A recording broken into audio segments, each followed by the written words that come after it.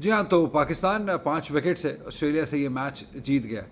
लेकिन मेरे लिए ये इम्पॉर्टेंट नहीं है। आई मीन इम्पॉर्टेंट है बट उतना इम्पॉर्टेंट नहीं है जितनी कुछ और चीज़ें इम्पॉर्टेंट थी जो इस मैच में देखने वाली थी। क्योंकि वो हमें बताएगी कि क्या सोच लेके अब हमारी पाकिस्तान की स्पेशली इस फॉर्मेट की टीम आगे चलेगी।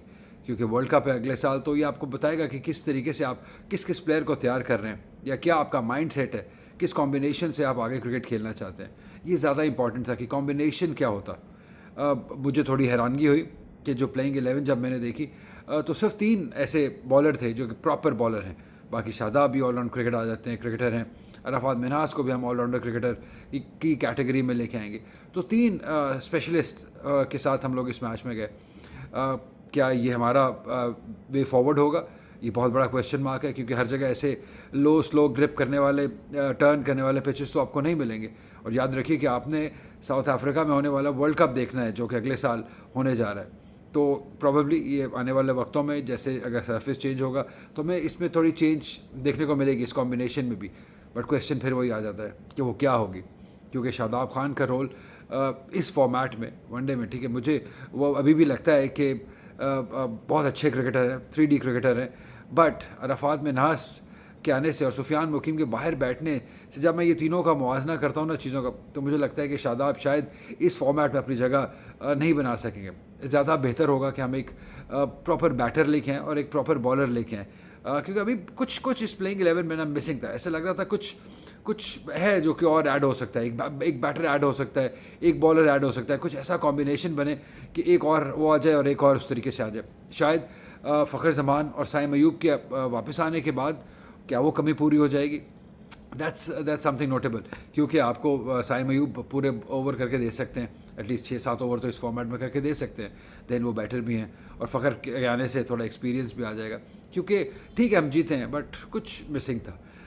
तो ये मतलब मेरी नज़र में ये सबसे इंपॉर्टेंट चीज़ थी कि आप किस कॉम्बिनेशन से जाते हैं। तो आज हमने कॉम्बिनेशन भी देखा। उसके बाद इंपॉर्टेंट था कि हमारे यंगस्टर्स जिनका बहुत चर्चा हो रहा है वो कैसा परफॉर्म करते हैं, क्योंकि उन पर भी बहुत प्रेशर था। और मुझे बहुत अच्छा लगा कि 2 यंगस्टर्स जिन पे बहुत उम्मीदें हैं, उन्होंने बहुत अच्छा परफॉर्म किया। सबसे पहले तो हमने देखा कि अरफात मिन्हास ने 5 विकेट हासिल किए अपने पहले ही मैच के अंदर।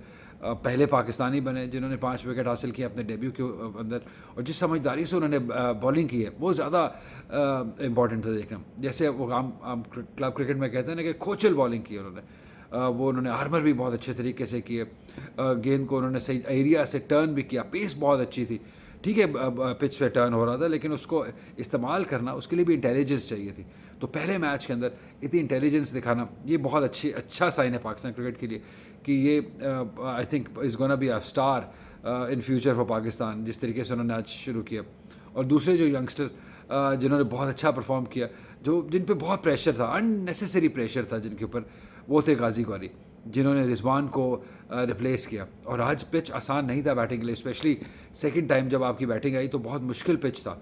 बॉल बहुत टर्न हो रहा था। ऑस्ट्रेलियंस का आपको पता ही है, वो नेवर गिव अप वाली उनकी मेंटालिटी है, always up on your face, हमेशा वो लड़ते रहते हैं। तो उन्होंने भी मुश्किल करके रखा हुआ था दोनों के लिए, बाबर और गाजी गौरी जब खेल रहे थे।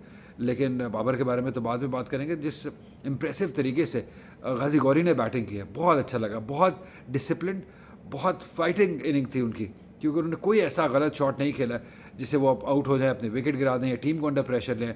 वो करीब खेलते रहे, टर्न को अच्छा खेले, स्वीप शॉट अच्छा खेले। और उन्होंने ऐसा बिल्कुल महसूस नहीं होने दिया कि वो पहली बार खेल रहे हैं। इतना कॉन्फिडेंट वो खेल रहे थे।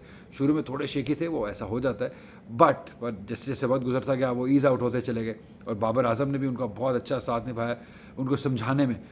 मैं देख रहा था कि बार बार बाबर उनसे बात करते, बॉल क्या हो रहा है, किस तरीके से कहाँ जा रहा है, वो साथ साथ बात कर रहे थे।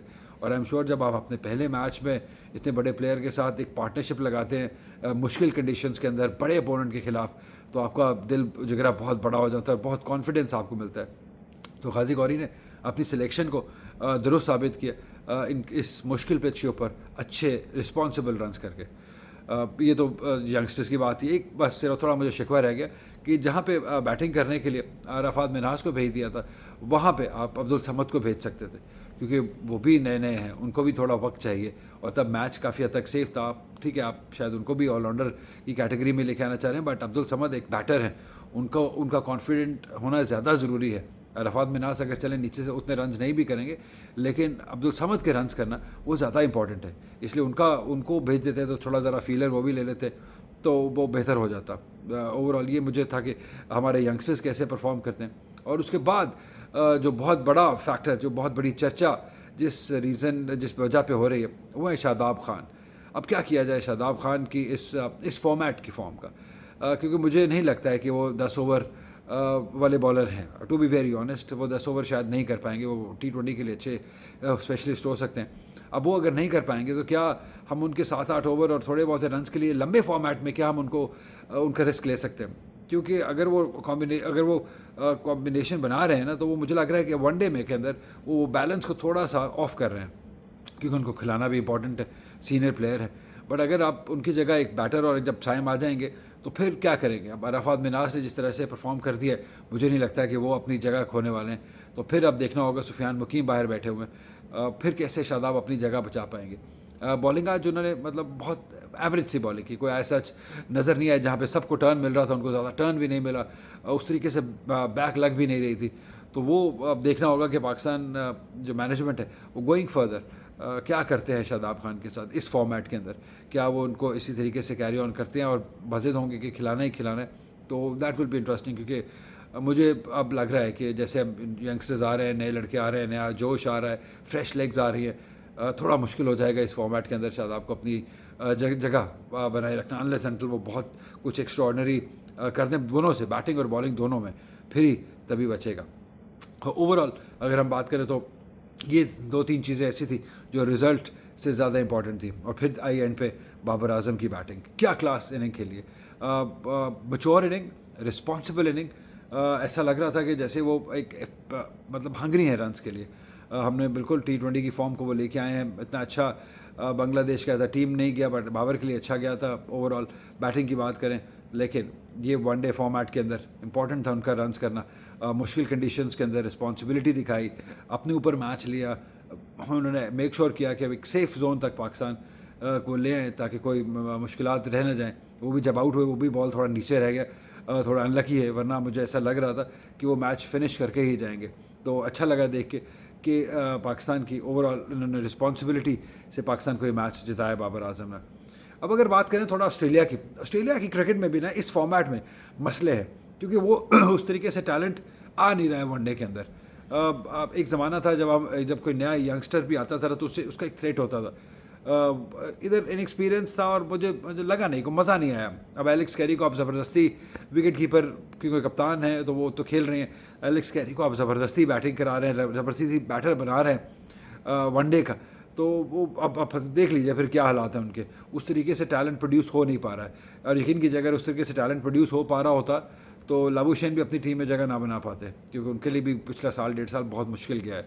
अगर वो उनको खिलाई जा रहे हैं, उनको कोशिश कर रहे हैं कि वो रन्स करें, इसका मतलब है कि पीछे से उस तरीके से टैलेंट आ नहीं रहा है। Same is the case bowling के अंदर भी कोई ऐसा इंप्रेसिव यंगस्टर दिखाई नहीं दिया।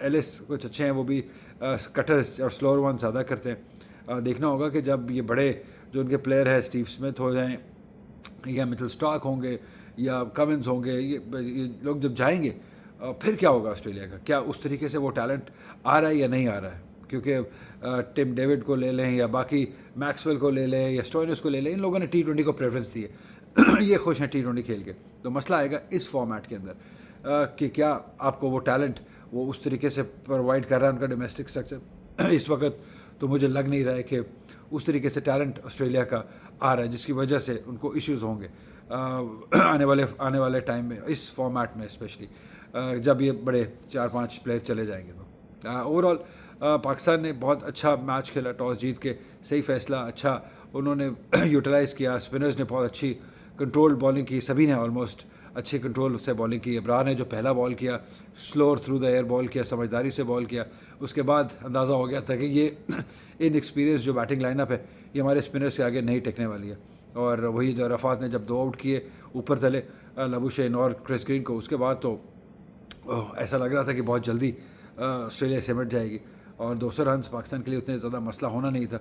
वो एक कंफर्ट जोन था, एक सेफ़ जोन है पाकिस्तान के लिए जब वो इतने थोड़े रन्स चेज़ करे जाते हैं, क्योंकि बाबर अपना वक्त ले सकते हैं। और ऐसा ही कुछ हुआ। तो ये ओवरऑल आज कि मैच की सूरत हाल, जैसे मैंने पिछली वीडियो में भी कहा था कि मैं चाहता हूँ कि पाकिस्तान डोमिनेट करे, और हम कह सकते हैं कि इस पहले वनडे के अंदर पाकिस्तान ने डोमिनेट किया है। और हम चाहेंगे कि लाहौर के अंदर जब अगले 2 मैचेस खेले जाएंगे, इसी इंटेंट से खेला जाए, इसी हंगर से खेला जाए, इसी डिसिप्लिन से खेला जाए, और पाकिस्तान डोमिनेट करे, और पाकिस्तान यहाँ से ऑनवर्ड्स एंड अपवर्ड्स वाली सिचुएशन में अपने आप को ले आए कि यहाँ पे हर मैच में लड़े और हर मैच जीते वर्ल्ड कप तक इंशाल्लाह, और वर्ल्ड कप के बाद भी वर्ल्ड कप भी जीते, ये मेरा कहने का मकसद है। तो चलिए, अब अगला जब मैच होगा उस पर बात करेंगे, लेकिन कल मैच है पाकिस्तान वेमेन और आयरलैंड वेमेन का, कल 8 बजे पाकिस्तान टाइम पे वो खेला जाएगा। जब वो ख़त्म होगा तो उस पर भी बात करेंगे, उस पर भी तबसरा करेंगे। अभी के लिए इतना ही, टेक केयर।